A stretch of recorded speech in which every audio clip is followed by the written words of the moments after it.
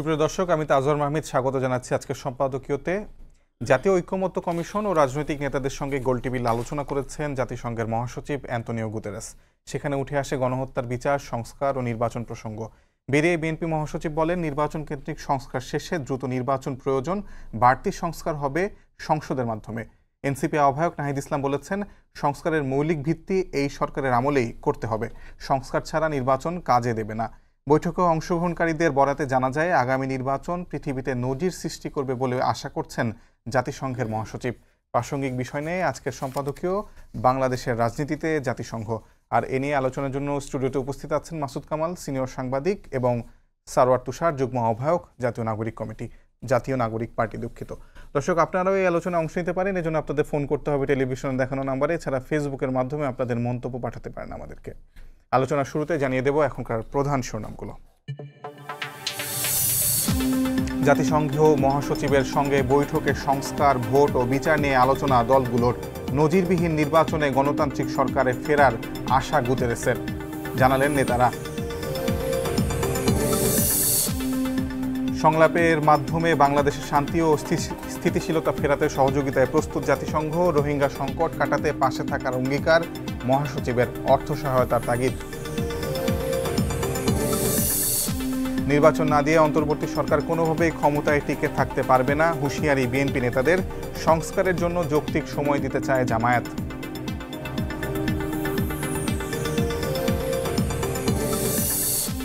ধর্ষণের বিচারে বিশেষ ট্রাইব্যুনাল গঠনের দাবি ইনকিলাব মঞ্চের। শাহবাগে মিছিল, স্বরাষ্ট্র উপদেষ্টার পদত্যাগ সহ 7 দফা দাবিতে শহীদ মিনারে বাম সংগঠনগুলোর সমাবেশ। এবং লন্ডনে টিউলিপকে দেয়া ফ্ল্যাটের বিনিময়ে ঢাকায় রেহানার ফ্ল্যাট নেন ববির বন্ধু মঈন গনি। দুদকের তদন্তে নতুন তথ্য, কালো টাকা সাদা করতে ছল চাতুরির অভিযোগ।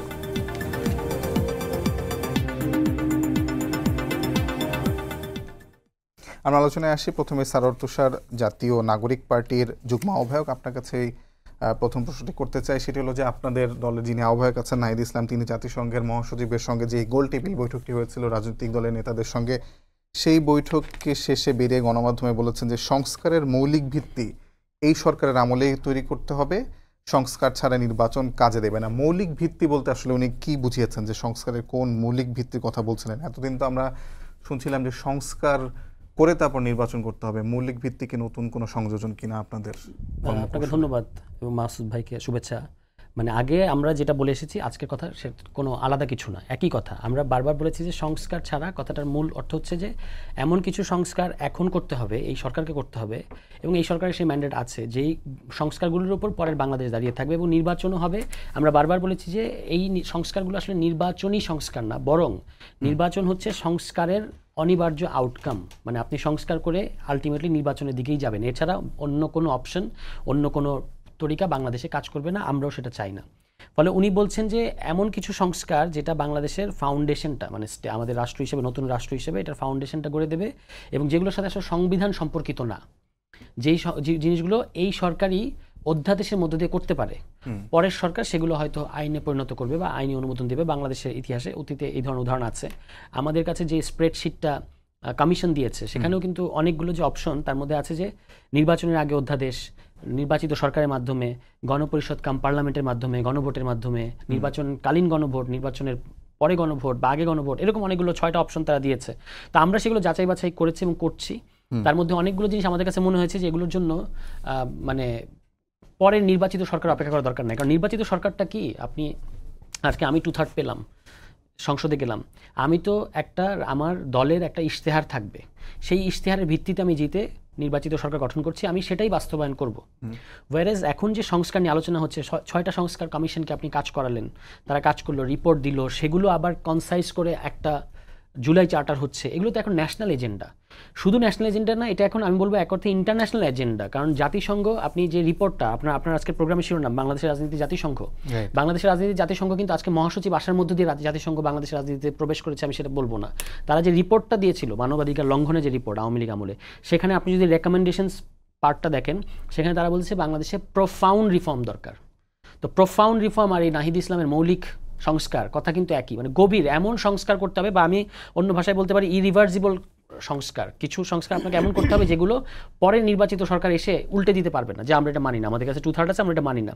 পার্লামেন্টে গিয়ে ওই যে আমরা বলেছি যে সংস্কার ছাড়া পার্লামেন্টে গেলে যে সমস্যাটা হয়, আপনি ওটা তখন কি হয়, আজকে আপনার কাছে 2/3 আছে, আপনি একটা কিছু একটা করলেন 2/3 বলে, ঠিক আছে, পরের সংসদ, তারপরের সংসদ কিন্তু তার কাছে 2/3 থাকলে ওটা বাতিল করে দিতে পারে।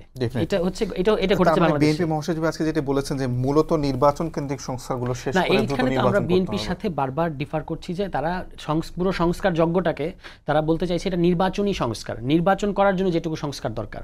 কিন্তু দেখেন ওই প্যারাডাইমেও যদি আমি থাকি, ওই গ্রাউন্ডে যদি থাকি, অদ্ভুত সব কাণ্ড ঘটাচ্ছে এবং আমাদের খুব সন্দেহ তৈরি হচ্ছে। যেমন নির্বাচন কমিশন কি করেছে আপনি দেখেন, যদি ব্যাপারটা এরকম হয় নির্বাচন আয়োজনের জন্য যেটুকু সংস্কার দরকার সেটুকু সংস্কার করেন, এটাও যদি ইস্যু হয়, তারা নির্বাচন ব্যবস্থা সংস্কার কমিশন তারা বলেছে আরপিও সংশোধনের একটা সংশোধনী প্রস্তাব করেছে এবং সেখানে যে জটিল এবং কঠিনভাবে আইনটা করে রেখেছিল সেটা তারা অনেক সহজ করার কথা বলেছে। 10% জেলায় অফিস থাকলেই হবে। আপনি এটা নিয়ে আলোচনা উঠার আগেই আপনি কিভাবে গণবিজ্ঞপ্তি দিলেন যে 20 এপ্রিলের মধ্যে আগের আইনের শর্ত পূরণ করে তারপর আপনাকে মানে নিবন্ধন নিতে হবে? নির্বাচন কমিশন এটা কেন করলো?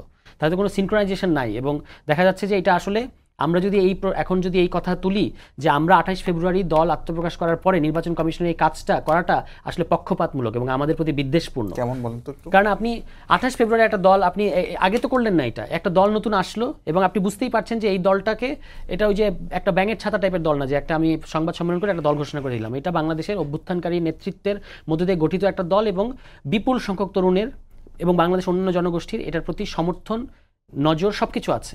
সেরকম একটা দল গঠন হওয়ার পরে যেখানে কিনা নির্বাচন ব্যবস্থা সংস্কার কমিশনের আগের থেকেই রিপোর্ট আছে, যে আমরা তো সেই রিপোর্টটা পড়েছি, তাদের প্রস্তাবটা, এই প্রস্তাবটা কতটুকু গ্রহণ করা হবে কি না হবে সেটা আগে আলোচনা হবে। তার আগে আপনি আগের আইনে গণবিজ্ঞপ্তি কেন দিলেন? তাহলে তো তাদের মোটিভ নিয়ে সন্দেহ তৈরি হবে।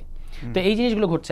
যাই হোক, আমি শেষ করবো এই পর্যায়ে এটা বলে যে মৌলিক সংস্কার মানে হলো যে এই যে টাইম ফ্রেম নির্বাচনের আগে, এবং নির্বাচনের আগে দেখেন এটা প্রফেসর ইউনূস প্রধান উপদেষ্টা তিনি জাতিসংঘ মহাসচিবের কাছে বলেছেন ডিসেম্বর টু জুন, উনি এটা জাতিসংঘ মহাসচিবের কাছে বলেছেন। ফলে দিস ইজ ভেরি ক্লিয়ার যে এটাকে লঙ্ঘন করার কোনো সুযোগ নাই। আমরা বলছি এই টাইমের মধ্যেই আপনাকে ফয়সালা করতে হবে যে কোন সংস্কারগুলো আপনি নির্বাচনের আগে অধ্যাদেশের মধ্যে করতে পারেন। যেমন অনেকগুলো প্রশাসনিক সংস্কার আছে যেগুলো করে ফেলা সম্ভব, আর যে কোন সংস্কারগুলোর সাথে সংবিধান রিলেটেড সেটার ক্ষেত্রে আমাদের এটা ছিল যে আপনি আগামী মানে নির্বাচনটা এমনভাবে করেন যেটা একই সাথে গণপরিষদ কাম পার্লামেন্ট হবে। যারা বিজয়ী হবে তারা প্রথমে গণপরিষদ হবে, তারপর পার্লামেন্ট হবে, এর মধ্য দিয়ে এই সংস্কারগুলো হবে এবং জুলাই চার্টার হবে আগামী নির্বাচনের ভিত্তি। মানে আমি আপনার কাছে এই পর্যায়ে আপনাকে একটু বেশি সময় নেই, কারণ আপনি অনেক কথাই বলছিলেন। একটা বিষয়ে প্রশ্ন মাথায় আসলো, সেটা হলো যে আমরা বরাবরই শুনে থাকি যে এই সরকার, আপনার একটা কিংস পার্টি, এই সরকার আপনাদের অনেক ধরনের নানা ধরনের সহায়তা দিচ্ছে। আপনি নির্বাচন কমিশন আপনাদের মানে অসহযোগিতা করছে বলছেন এবং পুরনো যে ধারায় নিবন্ধন নেওয়ার যে প্রক্রিয়া সেটাকে মানে আপনাদের দিকে আসলে আপনাদেরও তো অনেক প্রতিনিধি, মানে বলতে গেলে যে বৃহত্তর ছাত্রদের যে প্রতিনিধি সরকারে আছে, আপনারা কি মানে তাদের পক্ষ থেকে অসহযোগিতা পাচ্ছে এরকম মনে হচ্ছে? না, মানে দেখেন আমাদের মানে এটা হতে পারে যে আমি সরকারে থাকা একজন ব্যক্তিকে চিনি এবং তিনি একসময় ছাত্রনেতা ছিলেন, তাই বলে এখন তিনি আর আমি যে সব ক্ষেত্রে একই রকম চিন্তা করবো তা না। আমি তার মন্ত্রণালয়ের স্পেসিফিক এক একটা স্টেপসের মধ্য দিয়ে আমার স্ট্যান্ড তৈরি হবে। আমি সমালোচনা করার মতো পেলে আমি অবশ্যই সমালোচনা করব। মানে এটা তো এমন না যে সবকিছুই আমাকে ডিফেন্ড করে যেতে হবে বা সবকিছুকে আমার সমালোচনা করতে হবে বা বিরোধিতা করতে হবে, ব্যাপারটা এরকম না। নির্বাচন কমিশন প্রশ্নে আমি বলেছি যে আমাদের আশঙ্কা তৈরি হয়েছে যে তারা আসলে এরকম এটা হঠাৎ করে কেন করলো, ঠিক আছে, এবং কেন মানে এটাকে শুধু আমরা বলছি না, বদিউল আলম মজুমদার সাহেব তো বলেছেন যে নির্বাচন কমিশনের অনেকগুলো কাজ আসলে সাংঘর্ষিক, মানে পরস্পর সাংঘর্ষিক, তারা যেভাবে আগাচ্ছে। তো এই প্রশ্নগুলো আছে। এখন কিংস পার্টির এই কথাটা নতুন করে কি বলবো, আপনার এখানেও আমি অনেকবার বলেছি যে এগুলা আসলে। ধন্যবাদ। আমি মাসুদ কামাল ভাই আপনার কাছে একটু জানতে চাই যে এই মানে নির্বাচন কেন্দ্রিক সংস্কার যেগুলোর কথা বিএনপি বারবার বলছে, নির্বাচন কেন্দ্রিক সংস্কার আসলে কি কি হতে পারে এবং মানে সরকার সেখান থেকে কত দূরে, কি মনে হয় 7 মাস পরে? দেখেন, নির্বাচন কেন্দ্রিক সংস্কার জিনিসটা আসলে আমি বুঝি না। মানে উনি বলতে চাইতে পারেন যে সমস্ত সংস্কারগুলো না করলে একটা নির্বাচন হবে না, এটাই তো হতে পারে। তো নির্বাচন হওয়ার জন্য ওই সংস্কারগুলি কেন জরুরি হবে? কি সংস্কার এগুলি, কি ক্যাটাগরিগুলি কি? আমি ওরা তো এখনো বলে নাই। আমি নিজেও আসলে ওইভাবে ব্যাপারটা বুঝি না। কারণ একটা নির্বাচন হবে, একটা অন্তর্বর্তীকালীন একটা নির্দলীয় সরকারের অধীনে নির্বাচন হবে এবং নির্বাচন হওয়ার জন্য যা নিয়মকানুন আছে এগুলি থাকবে। তো এখানে আবার সংস্কারটা কি? এখন তুষার যে কথাগুলি বললেন যে নির্বাচন ব্যবস্থা বিষয়ক একটা সংস্কার কমিশন আছে, তাদের কিছু সাজেশনস আছে। এখন ওই সাজেশনসের সঙ্গে আমাদের চলমান যে নির্বাচনী আইন আছে, গণপ্রতিনিধিত্ব যে আইনটা আছে আর কি, আরপিও বলে যেটাকে, তার সঙ্গে কিছু জায়গায় কিন্তু পার্থক্য আছে। নতুন একটা দল নিবন্ধন পেতে গেলে কতগুলি জেলায় কতগুলি উপজেলায় কমিটি লাগবে, আরও এরকম অনেকগুলো ঘটনা আছে যেগুলো পার্থক্য আছে। এখন নতুন নিবন্ধনের জন্য তারা যে বিজ্ঞপ্তি দিয়েছে সেটা সে সঙ্গে ওটা মিলছে না। এটা নিয়ে ও উষ্মা প্রকাশ যেটা করলেন, আমি এর সঙ্গে একমত যে তাহলে যদি আপনি আগের নিয়মেই সব করেন তাহলে সংস্কার কমিশনের রিপোর্টগুলো আপনি নিলেন কেন, এই কথার সঙ্গে আমি একমত। আবার আমার কথা হলো যে নির্বাচন বিষয়ক সংস্কার কমিশন আজকে থেকে প্রায় 1.5 মাস আগে তাদের রিপোর্ট জমা দিয়ে দিছে। ওই রিপোর্টটা নিয়ে চুপচাপ বসে থাকারই বা কি মানে আছে? ওই রিপোর্টটা তো এতদিনে তো আপনারা পারতেন, সবগুলি রিপোর্ট একসঙ্গে নিয়ে আপনাকে পলিটিক্যাল পার্টির সঙ্গে আলোচনা করতে হবে। এটা তো টোটালি একটা সময় ক্ষেপণের পদ্ধতি। ছক দিয়েছে তো, ছক না ছক আপনি করেন, অসুবিধা নাই, সবগুলি একসঙ্গে নিয়ে আপনি করতে হবে কেন? আপনি একদিনে শুরু করতে পারতেন, একটা দিকে শুরু, যেগুলো আগে দরকার। দেখেন এখানে প্রশাসন বিষয়ক সংস্কার আছে, বিচার বিভাগীয় সংস্কার আছে, তো এটা তো এই মুহূর্তে জরুরি না। এখন ওনাদের ধরেন আপনার এখন একটা নিবন্ধন পাওয়া দরকার, সামনে নির্বাচন করতে গেলে নিবন্ধনের দরকার আছে। আমি ব্যক্তিগতভাবে নিবন্ধনের পক্ষে না, আমাকে বলেন, আমি পক্ষে না। এই যে আপনার নিবন্ধন থাকতে হবে কেন? বিশ্বের অন্যান্য দেশে কেমন নাই, এরকম থাকবে কেন? তারা এরকম নিবন্ধন নাই, যেমন ইন্ডিয়াতেই নাই। ইন্ডিয়াতে জাতীয় দল হিসেবে আপনার গ্রহণযোগ্যতা পেতে হলে জাতীয় পর্যায়ের দল হিসেবে, ওরা আঞ্চলিক দলগুলোর এই ধরনের কোনো ব্যাপার স্যাপার নাই, কিন্তু যখন জাতীয় পর্যায়ে একটা দল হতে হবে তখন তারা বলে যে কমপক্ষে এতগুলি রাজ্যে তাদের কমিটি থাকতে হবে, এটা তারা বলে। কিন্তু তা না হলে তারা দল থাকবে সেটা জাতীয় পর্যায়ের দল হিসেবে বিবেচিত হবে না, এই যে পার্থক্যটা। তো সেখানে হলো কি একটা আমাদের এখানে আগে ছিল না, তো এই নিবন্ধন বিষয় তো পরে আসছে রে ভাই। কখনো আসছে জানেন? ইলেকশন কমিশন একটা উদ্ভট একটা সিদ্ধান্ত দিল যে ব্যালট পেপার নাকি অনেক বড় হয়ে যায়।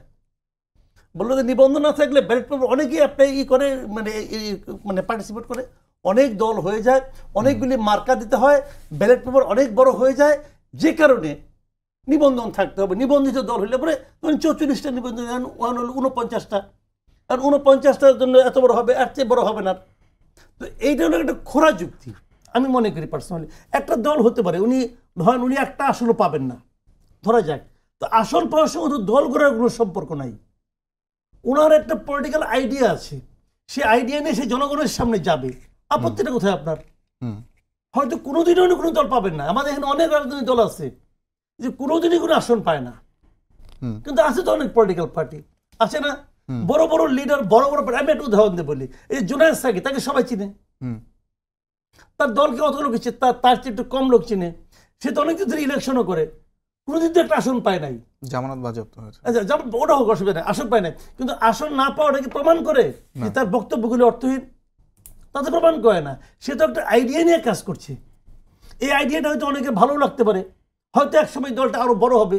কাজে আপনি কিন্তু এই দলটাকে তো অনেকদিন আগের তো ইলেকশন কমিশন তাদেরকে নিবন্ধনও দেয় নাই, কোর্ট টোট অনেক কিছু হয়েছে, অনেকে দেয় নাই। আবার জামাত ইসলামের মতো একটা দলকে আপনি তো নিবন্ধন বাতিল করে দিয়েছেন। এই মুহূর্তে তো জামাত ইসলাম নিবন্ধিত দল না, নিবন্ধিত দল, রাইট? এই মুহূর্তে তো না। কিন্তু এই নিবন্ধনটা হলো জানেন একটা চাপিয়ে দেওয়া নিয়ন্ত্রণ, যে আপনাকে নিয়ন্ত্রণ করার চেষ্টা হচ্ছে।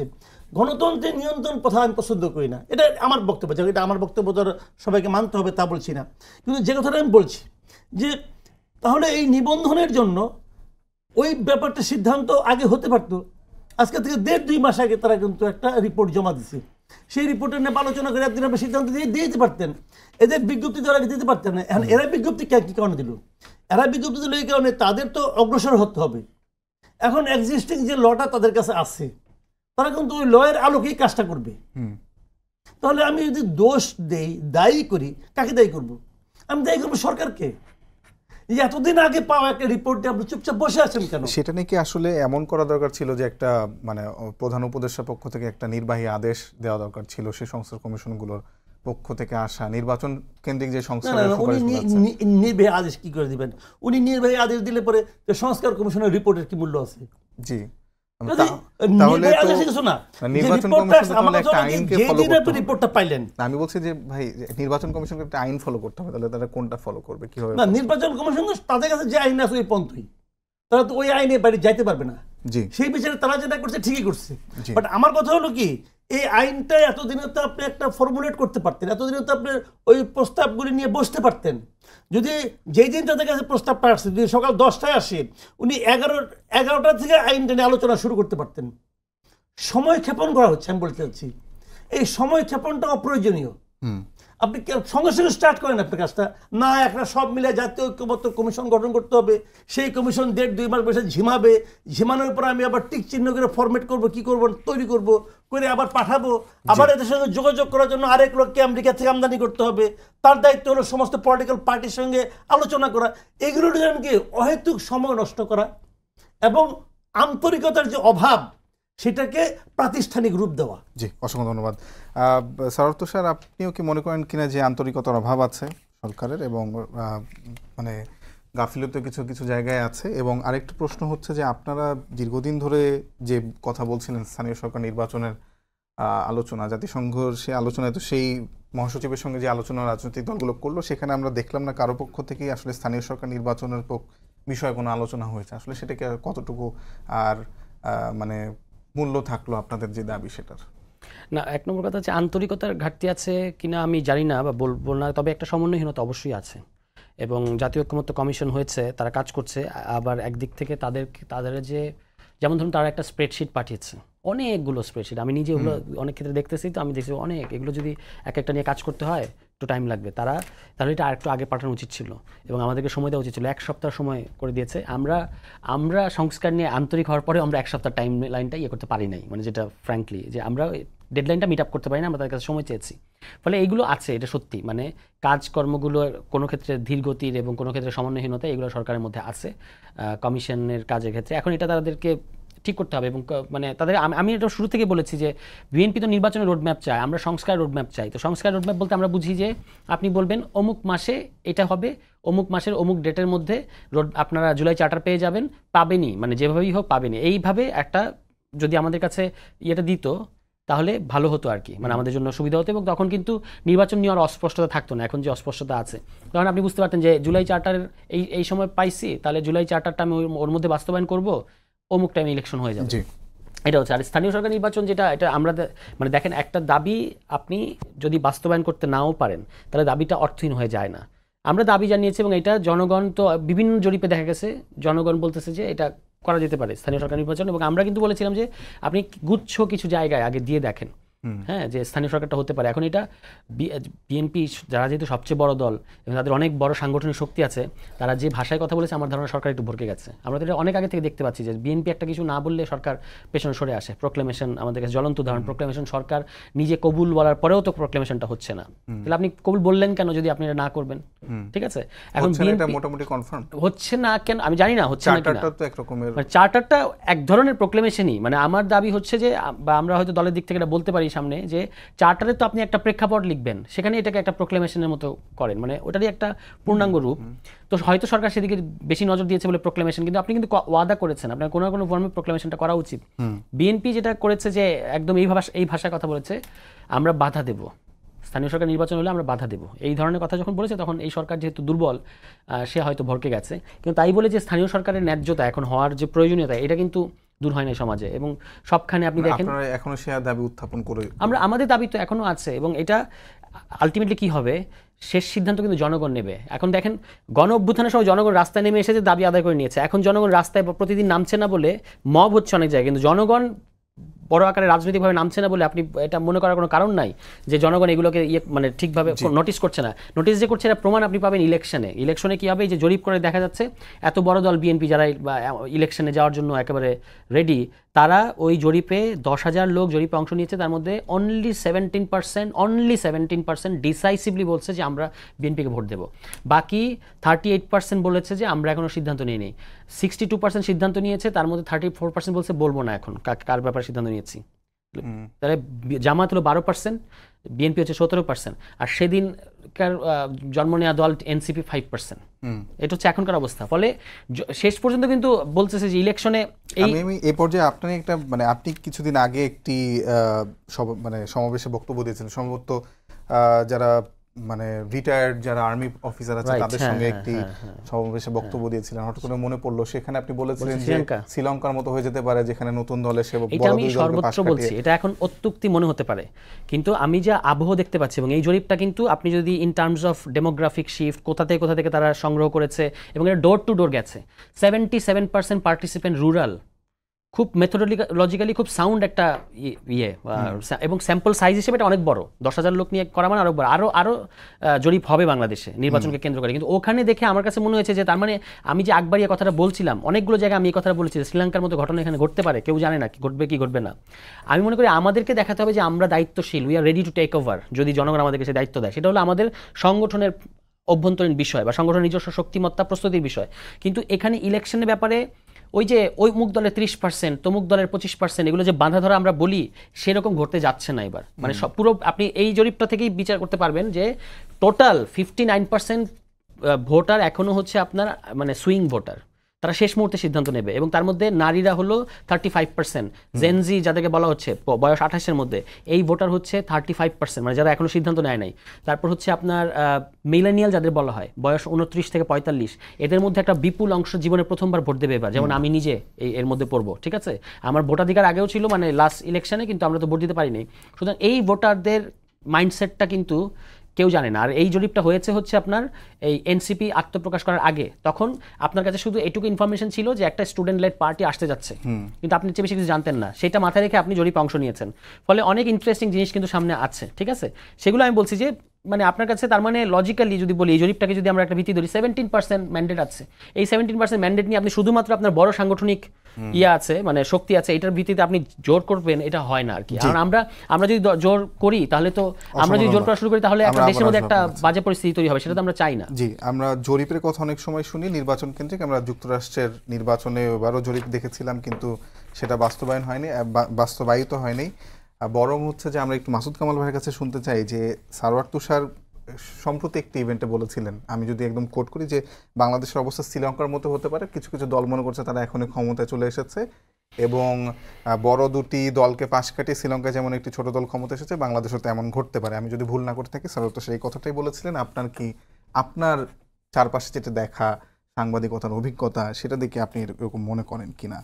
না, আমি মানে ওনার সঙ্গে দ্বিমত পোষণ করছি না। তো হতে পারে, বাংলাদেশে অনেক কিছু হতে পারে। আমার মনে আছে, আমার অনেক বাংলাদেশের মূল ইলেকশনগুলোতে আমি দেখেছি। ধরেন 91-এর যে ইলেকশনটা, 91 ইলেকশনে আমি এমন কোনো বিএনপি লিডারকে বলতে শুনি নেই যে তারা ক্ষমতা আসবে। রাইট। আমি তো নিজের সাংবাদিকতা করি অলরেডি, তখন আমার সাংবাদিকতা শুরু হয়ে গেছে। আমি অনেক বিএনপি লিডারকে বলতে শুনি নাই যে সে ইলেকশনে পাস করবে। এই তেজগাঁতে ইলেকশন করছিলেন বিএনপির মেজর মান্নান, আর এখানে আওয়ামী লীগের প্রার্থী ছিলেন শেখ হাসিনা নিজে। পুরনো ঢাকায় সাদেক হোসেন খোকা, তার সঙ্গে ছিলেন শেখ হাসিনা নিজে। তো খোকা ভাইয়ের সঙ্গে তখন আমার পার্সোনালি পরিচয় হয়েছিল। খোকা ভাই বলছে দেখি কতটুকু ফাইট দেওয়া যায়, এটা ছিল ওনার মুখের ভাষা। আর মান্নান সাহেব তো আওয়ামী লীগের নমিনেশন চাইতে গেছিলেন। মান্নান সাহেব আওয়ামী লীগের কাছে নমিনেশন চাইতে গেছিলেন, আওয়ামী লীগ থেকে নমিনেশন দেয় নাই। মান্নান সাহেব বলছিলেন যে এই এলাকায় নোয়াখালীর লোকজন বেশি আছে, তা আমি দিলে আমি হয়তো পারবো। তো শেখ হাসিনা নিজেই দাঁড়াইছে, তখন খালেদা জিয়া তারা এই জায়গায় শেখ হাসিনা বিরুদ্ধে দিয়েছে। দুই জায়গায় শেখ হাসিনা হারছে।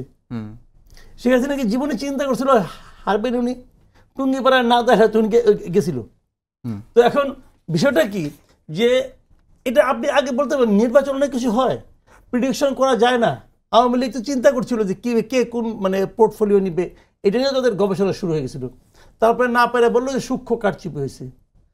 তারপরে আমি তখন মিরপুর থাকি, আমি মিরপুরে আমার বাসা, আমি তখন ভোটার অলরেডি।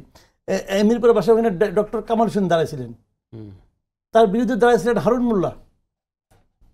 আল রশিদ মোল্লা, উনি এখানকার ইউপি চেয়ারম্যান না ছিলেন, কি ছিলেন, উনি দাঁড়াইছিলেন। তো কামাল হোসেন সাহেব উনি আগে আওয়ামী লীগ করতেন না, ভদ্রলোক। আওয়ামী লীগের নমিনেশন না পেয়ে পরে বিএনপি থেকে নমিনেশন নিচ্ছেন। উনি সারা জীবন আওয়ামী লীগ করছেন না, এখন যে এখলাস মোল্লা, ইলিয়াস মোল্লা এদের বাবা। তো ওখানে তো ডক্টর কামাল হারিয়ে গেছে। হারিয়ে যাওয়ার পর প্রাথমিক প্রতিক্রিয়া হাওয়ার্ড মুলার বলছে যে উনি কোনো বিজয় মিছিল করবেন না। ওই কি ডাক্তার কামাল হোসেনকে আমি হারাই দিয়েছি, এটাতে আমার লজ্জা লাগতেছে। তো এখন কিন্তু মাঠের বাস্তবতা আমি কি এটা বলতেছি দেখেন? যে মাঠের কেউ জানেন না। মাঠের বাস্তবতায় কি আসলে এনসিপি এত বড় মানে দল এটা হতে পেরেছে কিনা? শরৎ ভাই যে কথাটা বললাম, আমি তো সে একমত যে এই যে জরিপটা, ইনোভেশনের জরিপটা আমি নিজে দেখেছি, এটা নিয়ে আমি নিজেও একটা কন্টেন্ট করেছি ইউটিউবে, এবং এটা আমার কাছে খুবই একটা ভালো জরিপ মনে হয়েছে। এবং এই জরিপটা ও একটা ভালো পয়েন্ট ধরছে যে এটা তারা যখন জরিপটা করে তখন এনসিপির জন্ম হয় নাই, এনসিপির জন্মের আগেই তারা জরিপটা কিন্তু করেছে।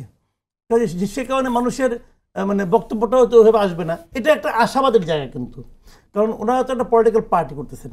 যদি ওনারা সিদ্ধান্ত নেন যে আমি এই ভোটটা পাবো না, তাহলে পার্টি কী কারণে করছে? এটা একটা আশাবাদের জায়গা, ওনারা এভাবে অগ্রসর হবেন, আমার কোনো আপত্তি নাই। কিন্তু আমি মনে করি যে বাংলাদেশের মানুষের কাছ থেকে ভোটটা আদায় করতে হলে আপনাকে কিছু কাজকর্ম করতে হবে যারা নাকি মানুষ হ্যাপি হবে। আমি কিন্তু এনসিপির সমালোচনা করে বলি, ওনাদের জন্মের পর ওনারা এমন একটা কাজও করেন নাই যা দেখে মানুষ খুব আশাবাদী হচ্ছেন, বরঞ্চ মানুষের মধ্যে ওনাদের পার্টি সম্পর্কে একটা, আমি মনে করি একটা নেতিবাচক ধারণা জন্ম নিচ্ছে যে এরা আসলে কাদের পার্টি, এরা কাদের টাকায় চলছে, এরা কি আবার সেই গতানুগতিক আরেকটা বিএনপি আওয়ামী লীগ হচ্ছে? আমরা তো আরেকটা আওয়ামী লীগ বিএনপি চাই না, আওয়ামী লীগ বিএনপি আছে দুইটা দল, আমরা নতুন একটা পার্টি চেয়েছিলাম, সেই পার্টিকে তারা হতে পারছেন? বাংলাদেশের মানুষ কিন্তু এটা ভাবে যে আমরা কি একটা নিউ কিছু পাচ্ছি, আমরা কিন্তু এখনো নিউ কিছু পাই নাই।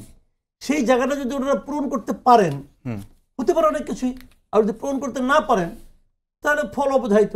জি, আমি আপনাকে পরবর্তী প্রশ্নটা করি, সেটা হলো যে জাতিসংঘের যে মানবাধিকার বিষয়ক দপ্তর OHCR, সে তাদের পক্ষ থেকে একটি প্রতিনিধি দল বেশ কয়েক মাস আগে বাংলাদেশে এসেছিলেন। তারা বাংলাদেশে একটি অফিস প্রতিষ্ঠা করতে একটু ইন্টারেস্ট শো করেছিলেন এবং বাংলাদেশের সরকারও সেখানে প্রাথমিকভাবে ইন্টারেস্ট শো করেছিল, কিন্তু সেটা নিয়ে চূড়ান্ত কোনো বক্তব্য হয়নি। আজকে আমি দেখলাম যে এবি পার্টির যিনি নেতা আছেন ব্যারিস্টার ফুয়াদ, তিনি বলছেন যে তিনিও সেখানে মানে জাতিসংঘকে এই আহ্বান জানিয়েছেন যেন তারা বাংলাদেশে অফিসটি প্রতিষ্ঠা করে। আবার গতকালকে আমি মামুনুল হকের কাছ থেকে শুনছিলাম যে জাতিসংঘের এই অফিস যদি বাংলাদেশে প্রতিষ্ঠা হয় তাহলে নাকি নানা ধরনের পশ্চিমা সংস্কৃতি বাংলাদেশকে গ্রাস করে ফেলবে, এ ধরনের তিনি একটা আশঙ্কা করছেন। আপনি আসলে এই বিষয়টা নিয়ে কি মনে করেন? না, এই ধরনের অফিস হলে আমাদের বিরাট ক্ষতি হয়ে যাবে তা মনে করি না। হতেই পারে এখানে এই ধরনের অফিস তাদের, দেখেন আমাদের এখানে না হয় কি সমস্যাটা আমি বলি আপনাকে, যখন একটা পলিটিক্যাল, আমরা অতীত অভিজ্ঞতা থেকে বলি, সামনে কী হবে তা তো আমরা বলতে পারবো না। যখন কোনো পলিটিক্যাল পার্টি যখন ক্ষমতায় থাকে তারা কিন্তু অন্য কারো কথা শোনে না, তারা বলে আমরা যা করছি ভালো করছি। একটা মানে আপনার বলে যে গণমাধ্যমে এরকম স্বাধীনতা আগে কখনোই হয় নাই দাবি করে তথ্যমন্ত্রীরা, সব তথ্যমন্ত্রী বলে, কিন্তু আমার আমলে যা হয়েছে এরকম হয়। আবার যখন বিদেশের থেকে কোনো একটা পর্যবেক্ষক দল আসে, তারা যখন একটা করে একটা তাদের একটা রিপোর্ট দেয়, ফাইন্ডিংস দেয় যে আমাদের এখানে এই অবস্থা, দুর্নীতিতে এই অবস্থা, তখন তারা সেটাকে অস্বীকার করে, কিন্তু এটা বানানো রিপোর্ট এরকম বলে। তাহলে তারা বাইরের থেকে আসে কি বুঝবে, আসলো দেখলো চলে গেলো, আর রিপোর্ট দিলো হয়ে গেলো, হলো না, এরকম তারা কিন্তু বলে। তো আমাদের এখানে যে জাতিসংঘের একটা অফিস হয় এখানে, আমি এতে কোনো নেগেটিভ কিছু দেখি না। জাতিসংঘকে আমাদের এখানে কালচারালি কি করবে আমি জানি না, মামুন সাহেবের কোথায় মানে আতঙ্ক আমি বুঝতে পারি না। উনি বলতে চান যে সমকামিতা সহ নানা ধরনের পশ্চিমা সংস্কৃতি বাংলাদেশে গ্রাস করে ফেলবে। স্যার হোসেন, আপনি কি মনে করেন বা আপনাদের পার্টি কি মনে করে যে জাতিসংঘের একটি অফিস এখানে দরকার কিনা? বিশেষ করে শেখ হাসিনার বিচার, গণহত্যার বিচার আইসিটিতে আছে, সেই অবস্থায় আসলে বিচারের স্বচ্ছতা এবং আন্তর্জাতিক গ্রহণযোগ্যতার বিষয়টা নিয়ে না, আমরা এটা এখনো পার্টিগতভাবে কোনো অবস্থান নেই বা এটা এখনো আমরা আলোচনা করি নাই। কিন্তু যেটা হচ্ছে কি, যে উদ্বেগগুলো আছে, আপনি মামুনুল হকের কথা বললেন, ইসলামপন্থীদের দিক থেকে যে উদ্বেগগুলো আছে এগুলো মিট আপ করেই এখানে অফিস হতে পারে, এটা খুব বিষয় না। কোনো উদ্বেগ নেই এরকম বিভিন্ন জায়গায়। আমাদের উদ্বেগটা হচ্ছে যে আপনি একটা দেশে এসে করবেন একটা অফিস, সেই দেশের বিভিন্ন মতাদর্শিক ব্লক আছে, কোনো এটা নিয়ে যেন নতুন কোনো ক্ল্যাশ না হয়। এবং আপনি জাতিসংঘ যদি এখানে কেন কালচারাল প্রশ্নে তার ঢুকতে হবে? আমাদের এখানকার কালচারাল ডিবেটে, ইডিওলজিক্যাল ডিবেটে তো জাতিসংঘের ঢোকার দরকার নাই। তারা সিম্পলি মানবাধিকার বিষয়ক কাজ যদি নিজেকে সীমাবদ্ধ রাখে, দ্যাট উইল বি ফাইন। এবং এখানে রোহিঙ্গা প্রশ্নটা আছে, তারা যদি তারা আগে জুরিসডিকশনটা ঠিক করে, যে আমরা আওতাটা ঠিক করে যে আমরা এই করব, এবং এখানে আমাদের প্রধান থাকবে, লক্ষ্য থাকবে রোহিঙ্গাদের দিকে, বাংলাদেশের মানবাধিকার পরিস্থিতির দিকে, এটা যদি হয় তাতে কোনো অসুবিধা নাই। কিন্তু যদি এরকম হয় যে প্রত্যেকটা সমাজে কিছু কিছু জিনিস নিয়ে রিজার্ভেশন থাকে। এটা জাতিসংঘ এবং জাতিসংঘের আমি মনে করি ওই এক্সপার্টাইজ আছে, এবং এখানে জাতিসংঘের যিনি এসেছিলেন তিনি প্রথমবার কিন্তু এই কথাটা বলেছিলেন যে আমরা যেখানেই যাই সেখানে এমন ওইখানকার যে সংখ্যাগরিষ্ঠ মানুষের যে অনুভূতি সেটাকে বৃদ্ধাঙ্গুলি দেখিয়ে কাজ করতে চাই। আমি যেটা প্রশ্ন করতে চাই সেটা হলো আপনারা কি সেই রিজার্ভেশন যে প্রত্যেকটা সমাজে যে রিজার্ভেশন থাকে আপনারা কি সেই রিজার্ভেশনটাকে আরো বেশি প্রমোট করেন কিনা? মানে আমি যেটা বলতেছিলাম যে আপনারা যে ইনক্লুসিভ পার্টির কথা নিয়ে বয়ানের সামনে এসেছিলেন, আপনাদের পার্টি কি আসলে ততটা ইনক্লুসিভ হতে পেরেছে নাকি একদম যেদিন ঘোষণা করলেন সেই রাতেই অনেক কিছু ঘটে গেল? না, অফকোর্স আমাদের পার্টি আমরা যথাসাধ্য চেষ্টা করেছি ইনক্লুসিভ থাকার, কিন্তু একটা জিনিস খেয়াল রাখবেন কতগুলো জিনিস আছে যেগুলো বাংলাদেশের জন্য খুবই নন ইস্যু, হ্যাঁ, এবং এটাকে এমনভাবে সামনে আনার চেষ্টা করা হয় যে এটা যেন এই মুহূর্তের প্রধান ন্যাশনাল সমস্যা। আমরা মনে করি যে এইভাবে করলে মানে আপনি এখানে ছোট একটা দল হতে পারবেন, এখানে মানে বেশিরভাগ মানুষকে অ্যাকোমোডেট করার মতো দল হতে পারবেন না। বড় বড় আপনাদের যারা মানে প্রথম সারির নেতা আছে তাদেরকে সেটা বোঝাতে পেরেছেন? যেমন কিন্তু একটা জিনিস আছে যে আপনি প্রাইভেট লাইফে মানুষকে কি বিশ্বাস করে এটা নিয়ে তো আমাদের কোনো মানে হস্তক্ষেপ কিংবা উদ্বেগ নাই, কিন্তু কিছু জিনিস আছে যে আপনি ন্যাশনালি চাপায় দেওয়া দরকার নাই, যেগুলো আসলে আমাদের ইস্যুই না, যেগুলো 0.001% মানুষের সমস্যা, সেগুলোকে আমরা কেন সামনে আসতে দেবো, কেন কালচারাল প্রশ্নগুলোকে সামনে আসতে দেবো? রাজনৈতিক দলের যে কাজ তো কালচারাল প্রশ্নের ডিবেটগুলোকে মানে প্রমোট করা না। আপনাদের যারা প্রথম সারি নেতা তারা কি এই বিষয়টা বোঝেন কিনা? না, বুঝবেন না কেন? তারা একটা রাজনৈতিক দলের দায়িত্বশীল নেতা যারা, তাদেরকে অবশ্যই বুঝতে হবে যে যেহেতু আমরা মধ্যমপন্থী দল করব বলেছি এবং সেটা চেষ্টা করছি, ফলে এখানে বিভিন্ন ব্লকের যে ইডিওলজিক্যাল ডিবেটগুলো আছে আমাদের কাজ হচ্ছে এগুলোকে মিটিগেট করা, এগুলোকে আরও কোনো একটা পক্ষকে উস্কে দেয়া না। আমরা চেষ্টা করবো যে বাংলাদেশে যেটা হয়েছে কি এর আগে আপনি আওয়ামী লীগ আমলে এইটা তো একেবারে মেরুকরণটা ছিল চরম মাত্রা মেরুকরণ, নির্মূল করা ছাড়া অন্য কোনো ব্যাপার নাই। এখন ডেমোক্রেটিক স্পেসটা ওপেন হয়েছে, এখন এটাকে আমরা কি আবারও ওই মুখোমুখি সংঘর্ষের জায়গায় যাব নাকি একটা আলোচনার পরিবেশ তৈরি হবে? সংলাপ, এটা হলো গণতান্ত্রিক সমাজের প্রধান বৈশিষ্ট্য যে আপনি জানবেন আমার রিজার্ভেশন কি নিয়ে, আমি জানবো আপনার রিজার্ভেশন কি নিয়ে, এবং আমরা একটা মধ্যবর্তী জায়গায় আসার চেষ্টা করব। এই জায়গাটা আমরা প্রোভাইড করতে পারি কিনা সেটা হবে আমাদের কাজ। আমি একটু আজকের একটা প্রসঙ্গে আসি, সেটি হলো যে আজকে ইনকিলাব মঞ্চ এবং বামপন্থী কতগুলো দলের পক্ষ থেকে পৃথক পৃথক দুটি কর্মসূচি ছিল। একটু হচ্ছে বামপন্থীরা শহীদ মিনার থেকে একটি গণমিছিল করে শাহবাগের দিকে আসার চেষ্টা, আবার ইনকিলাব মঞ্চ পাল্টা একটি কর্মসূচি দিয়েছিল, শাহবাগ থেকে তারা শহীদ মিনারের দিকে যাচ্ছিল, তখন পুলিশ বাধা দিয়েছে। মানে এই যে এখন শাহবাগ শাপলা যে আলোচনাগুলো চলছে, বাইনারির একটি আলোচনা, সেটিকে আসলে বাংলাদেশের রাজনীতিকে বা বাংলাদেশের এখন যে ক্রিটিক্যাল ফেজ দিয়ে বাংলাদেশ যাচ্ছে সেটাকে আরও বেশি সংঘর্ষমুখী করে তুলতে পারে কিনা? দেখেন, এগুলো আমার মনে হয় এই কর্মসূচিগুলো আসলে মতলবী কর্মসূচি, মানে অপ্রয়োজনীয় একটা সংঘাতময় পরিস্থিতি তৈরি করার জন্য এগুলি করা হয়। একটা জিনিস ভাবেন, এখন একটা সময় গালি ছিল রাজাকারের বাচ্চা, এগুলি গালি ছিল, এখন নতুন একটা গালি প্রতিষ্ঠার চেষ্টা করা হচ্ছে শাহবাগী জিনিসটা কিরে ভাই? শাহবাগের যে গণজাগরণ মঞ্চ যেটা হয়েছিল ওই সময়, ওখানে যারা লোকগুলি ছিল, শাহবাগী বলতে কি আপনি সবাইকে গালি দিচ্ছেন? ওখানে ঢাকা শহরের কোন লোকটা ছিল না, এত হাজার হাজার লোক ছিল, সবাইকে আপনি গালি দিচ্ছেন? সেই গালি দেওয়ার এখতিয়ার আপনার আছে, কেন আপনি গালি দিচ্ছেন? ওখানে অনেক লোক গিয়েছিল, শিশু কিশোর নারী পুরুষ সবাই গিয়েছিল। এখন সে আন্দোলনটার ফলাফল হয়তো কেউ একজন ছিনতাই করেছে। জি, না, যেটি বলা হয় যে সেটি আসলে ফ্যাসিবাদী পদ্ধতিতে আওয়ামী লীগকে নিয়ে যেতে শাহবাগ আন্দোলন অনেক বেশি। না, আমি এর সঙ্গে একমত না, আমি একদমই একমত না, আমি এটা একদমই একমত না। আমি বলবো ওই সময় ক্ষমতাসীন দল, ওটা তো প্রথম কয়েকদিন তো আপনার ওখানে আওয়ামী লীগের অথবা ছাত্রলীগের কেউ ঢুকতেই পারে নাই। তারপরে তারা ওই যে কি সিদ্দিকী নাজমুল নাকি এক লোক ছিল ভদ্রলোক, উনি পরে ধীরে ধীরে ওখানে গেলেন, তারপরে ধীরে ধীরে এটা আওয়ামী লীগের ক্যাপচারে চলে গেল, এবং আওয়ামী লীগ এটা দিয়ে ওই যুদ্ধ অপরাধের বিচার সংক্রান্ত কিছু তাদের কিছু মতলব এখান থেকে তারা বের করে নিয়ে আসলো। কিন্তু এই আওয়ামী লীগের যে মতলবটা হতে পারে, এই মতলবটা দিয়ে এদেরকে এগিয়ে নিয়ে যাওয়া হয়েছে, হইতে পারে, কোনো সমস্যা নেই।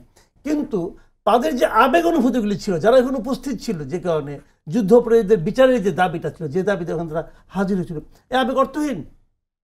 ধরেন আমি একটা এক্সাম্পল দিয়ে বলি, এই 24-এর গণ অভ্যুত্থান যেটা হয়েছে, এটা সফল হয়েছে, আজকে সবাই একটু, যদি এটা সফল না হতো এই আন্দোলনে ছিল না কে? এই আন্দোলনে ছিল না কে? সবাই অপরাধী হতো, এটা আপনি বলতে পারতেন? তো এখন এটা হলো ওরকম জিনিস। আজকে যারা এই আন্দোলন সফল হওয়ার কারণে আওয়ামী লীগে যারা আসলে তারা সবাই চলে গেছে। ওই আন্দোলনটা কিন্তু আওয়ামী লীগের আন্দোলন ছিল না। শেষ দিকে এসে সরকার ওটাকে তাদের মতো করে ক্যাপচার, ওই যে আমরা বলি না আন্দোলন ছিনতাই হয়ে গেছে, তারা ছিনতাই করে নিয়েছিল। এখন ওই ছিনতাইকারীর সমালোচনা করতে যেয়ে আপনি পুরো আন্দোলনটাকে যখন আপনি এভাবে মানে ভুলভাবে চিহ্নিত করেন এবং ট্যাগ লাগাই দেন, আমি মনে করি এটা ঠিক না। আমি মনে করি একদমই ঠিক না। এবং সেই কাজটা এখন করার চেষ্টা করা হচ্ছে। শাহবাগের আন্দোলনের সঙ্গে শাপলার আন্দোলনকে দুটাকে মুখোমুখি দাঁড় করে দেওয়া হচ্ছে, এটা ঠিক না। শাপলার আন্দোলনটা যেভাবে সরকার দমন করেছে, দ্যাট ওয়াজ মানে আপনার এটা রং খেবল না, এটা একটা ভয়ঙ্কর ঘটনা ওই সময় সরকার করেছে, তার বিচার হোক। এবং পরবর্তীতে ক্যাপচারও করেছে, কমই জননীয় হয়েছে শেখ হাসিনা। আমি আপনার কাছে প্রশ্ন করতে চাই, আপনাদের আসলে শাহবাগ এবং শাপলা যে বিতর্ক আমরা দেখছি যে এটা খুবই একটা এলিট শ্রেণীর মধ্যে এই বিতর্কটা রয়েছে, সেটা সম্পর্কে আপনাদের দলের আসলে অবস্থান কি, এবং এই যে বাইনারি পলিটিক্স সেটাকে আসলে মুখোমুখি সংঘর্ষের দিকে নিয়ে যাচ্ছে, সেটাকে আসলে বাংলাদেশের জন্য ভালো কিনা আপনারা কি মনে করেন? না, বাইনারি পলিটিক্স কখনোই ভালো কিছু আনে না। এটা তো সবচেয়ে বড় প্রমাণ আওয়ামী লীগের আমলে। এবং আমরা এই শাহবাগ শাপলা করে আওয়ামী লীগ যেটা হয়েছে যে আমরা একটা বিভাজন করতে চেয়েছিলাম সবসময়, শক্তি সঞ্চয় যখন করতে পেরেছি তখন সফল হয়েছি। সেই বিভাজনটা ছিল যে ফ্যাসিবাদ বনাম জনগণ, এবং জনগণ মানে জনগণের মধ্যে অনেক অংশ থাকবে। আপনি ইসলামপন্থী হন আর আপনি বামপন্থী হন, যদি আপনি ফ্যাসিবাদের অংশ হন তাহলে আপনার সাথে আমার হবে না। আর আপনি ইসলামপন্থী হন, আপনি বামপন্থী হন, আপনি মধ্যমপন্থী হন, আপনি জনগণের অংশ হন, জনগণের পক্ষে থাকেন, তাহলে আপনার সাথে আমার হবে।